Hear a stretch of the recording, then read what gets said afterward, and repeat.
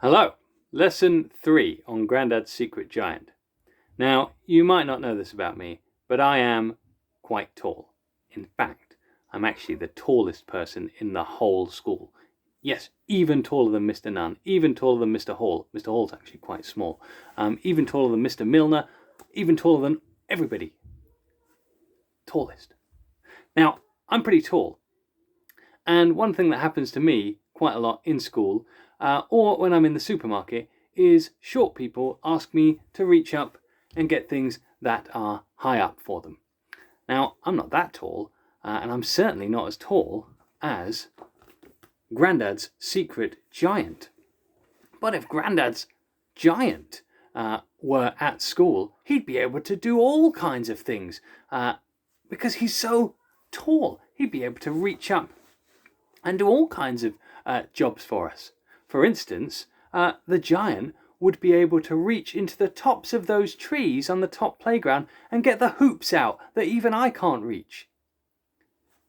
The giant might be able to reach onto the top of the roof over the dining hall and get down all those balls that everybody kicks up there. The giant can definitely clean the outside of my windows, and the giant would be able to fix the top of the roof if it was broken. So these are some of the things the giant would be able to do because he is so tall. But I mean, we're not just going to go to the giant and say, "Hey giant, do loads of jobs for me," because he's pretty tall. And one of the things he probably finds quite tricky is to do things that are very low down. He's so tall, he has to reach all the way down. A bit like when I have to reach all the way down and help you at the tables because you're all very small. Or when I have to go into a year 1 classroom and sit in a year 1 chair, it's very low down. So as well as the giant being able to do jobs for us, we might be able to do some jobs for him. He's very tall. For instance, we might be able to help clean his shoes. There might be other things. If he drops something, we would be able to pick it up for him because it's a long way down. There are plenty of jobs that we could do for the giant because he is so tall, but we are so small.